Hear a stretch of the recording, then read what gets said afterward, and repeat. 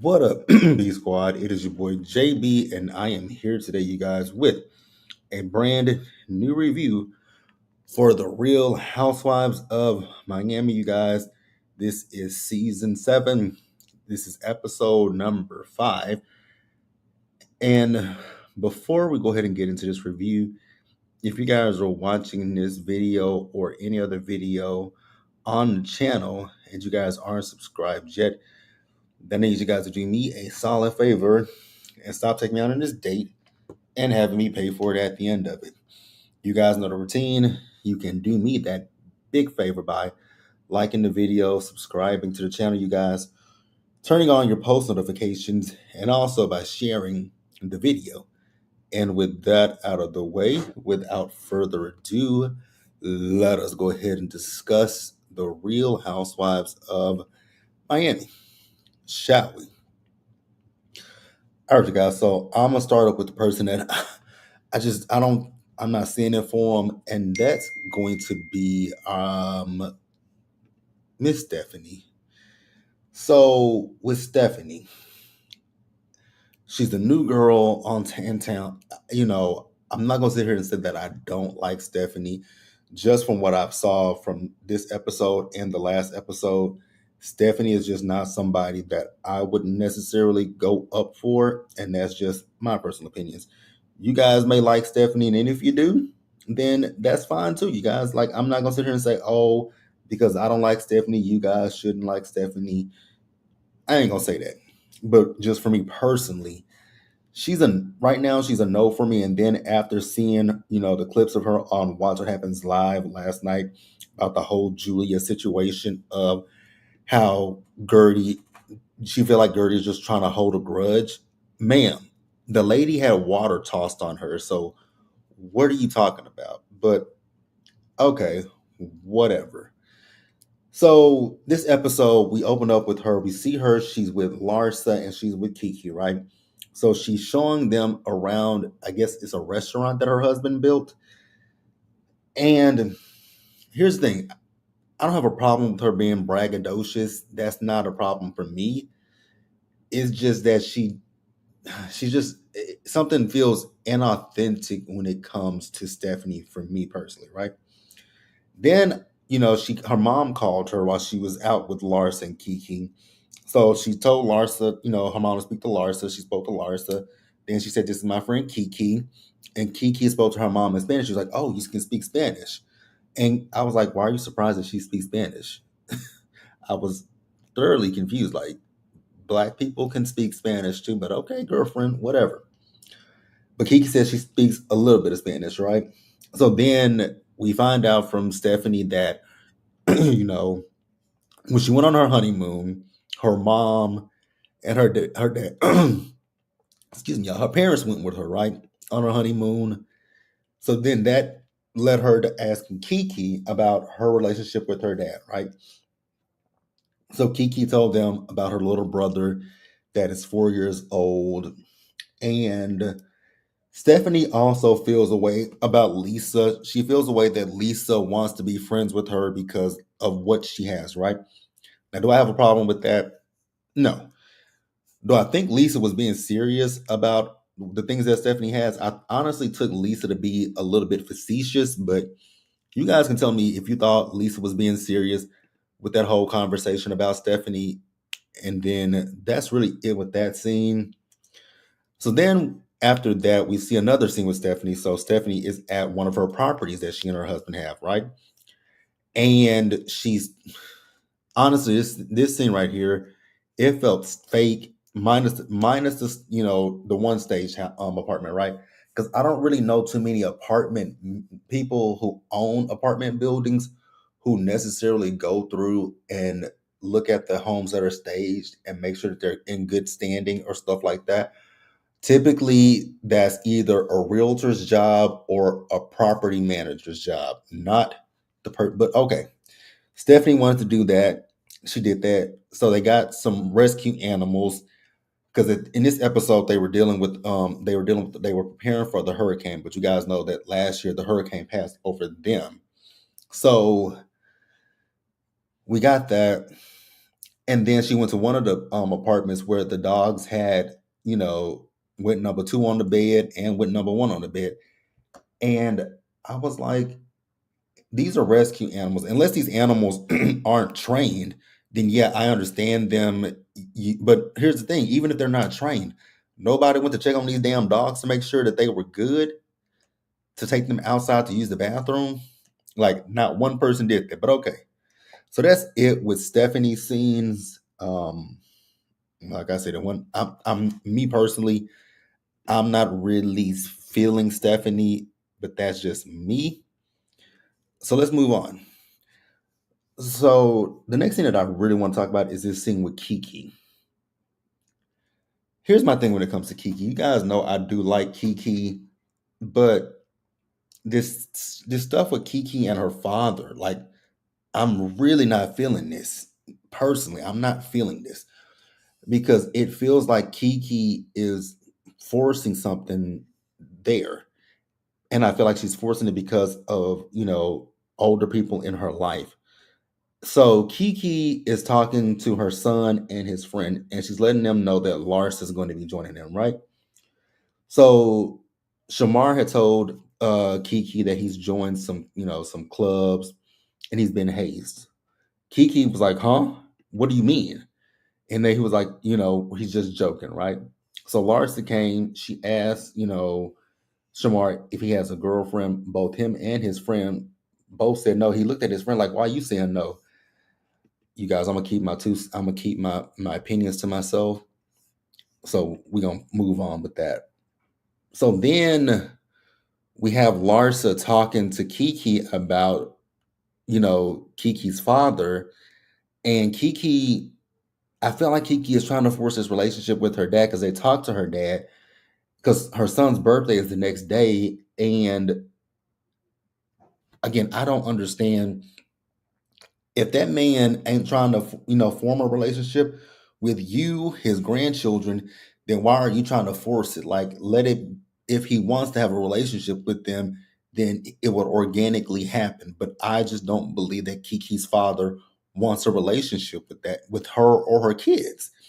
So I don't like that she's forcing it. I get it again that it's coming from, older people. Like, my mom never tried to force a relationship with me and my biological mother. Now I do have other family members that have tried to intervene and say, "Oh, you should talk to her. You should hear her out." I beg to differ. So I just don't like that. I feel like Kiki is doing this, but you guys can tell me what you think and what you guys feel in the comments section, you guys, and we'll go ahead and move on to the next person. So next up, let's talk about. I just want to talk about Lisa real quick before I get to Alexia and even get to Julia. Lisa, ma'am, I really, when it comes to Lisa, honestly, Lisa, I really do think that you're going back down the same road that you were with Lenny. I believe that you are like, I know it from your perspective, you see it that, Jody is there to help you and not let people take advantage of you. I get that part, but I don't necessarily see it that way. Because even in Lisa's interview, Jody is there with her. I was like, say what now? Why is Jody here, Lisa? You're a big girl. So Lisa, they're talking about the hurricane, right?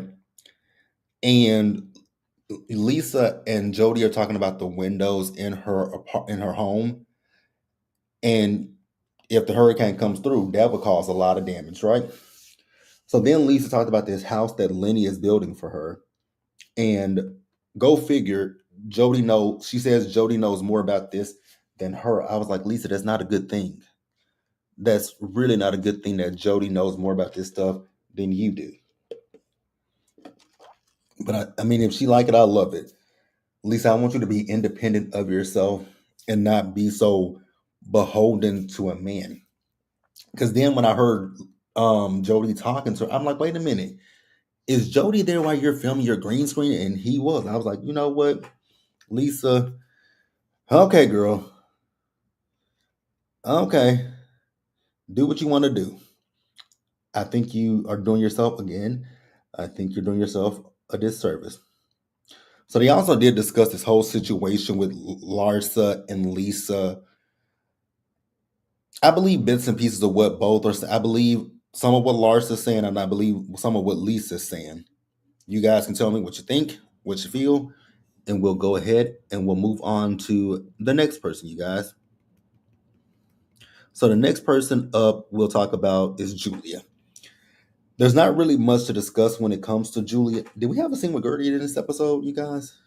We did.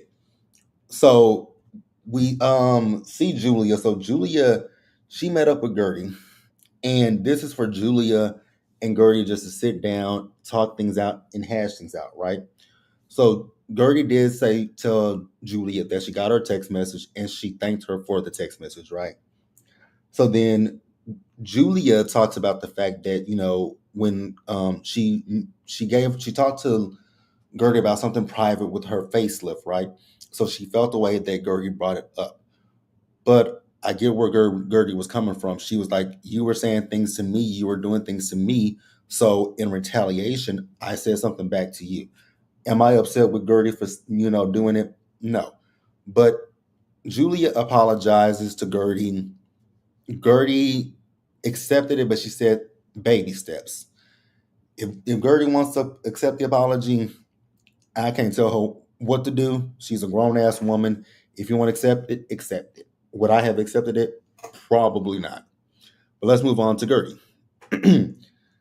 So next up is Gertie. Now I will say I felt the way about this scene with Gertie because she had lunch with Alexia, right? So she's telling Alexia about ringing the bell at the in New York at the New York Stock Exchange, right? So Gertie is also saying to Alexia how she feels misunderstood about the group, which I'll give her that. I think I can see that. But then she also says that she doesn't feel like the girls support her. I was like, okay, I can see that as well. But then they show a flashback to Marisol's party where Marisol was saying that she doesn't want anybody to feel ganged up on. I was like, who is feeling ganged up on?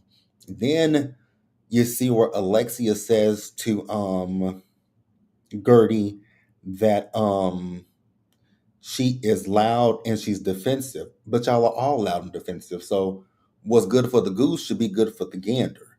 That I don't like. So Alexia is telling Gertie that she wants to introduce her life coach to the girls, and she also feels that both Gertie and Julia need to have a conversation with each other. And I agree. So now we can go ahead and wrap up the episode, and we'll wrap it up with Alexia. So Alexia, I really don't have much for Alexia to be quite honest with you guys. So Alexia is out to lunch with her life coach, right? And she's talking about this situation with Todd, how she's been on an emotional roller coaster. Girl, you're gonna stay on that emotional roller coaster. The longer that you stay with Todd, the longer you're gonna stay on this damn emotional roller coaster. I'm sorry. The sex can't be that spectacular.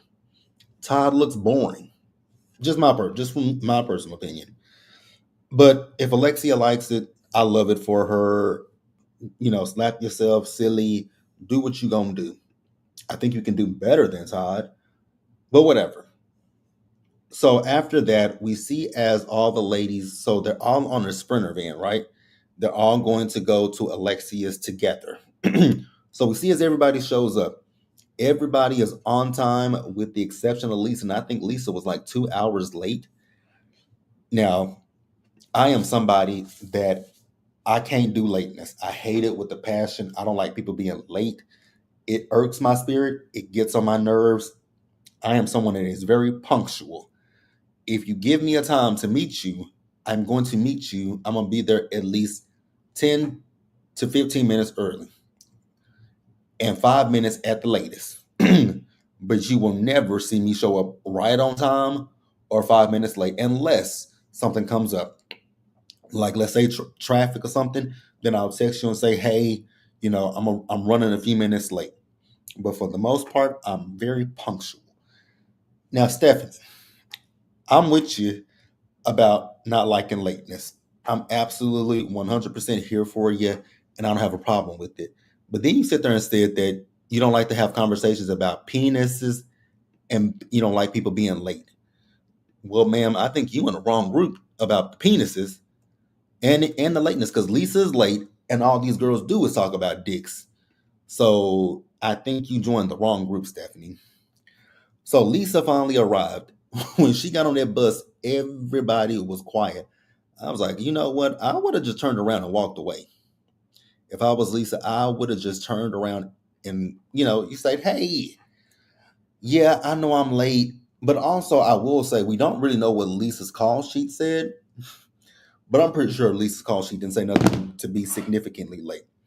So Stephanie called Lisa out for her rudeness. Now, that is one thing that I will say, you know what, Stephanie, girl, I was actually here for you.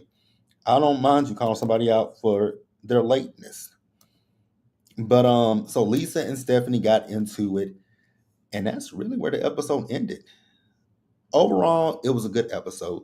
So before I get off of here, two things. So you guys know we're going to be doing the panel. So the panel is actually coming up we go live at 6 o'clock Central Time, 7 o'clock Eastern Time on Really Bees platform.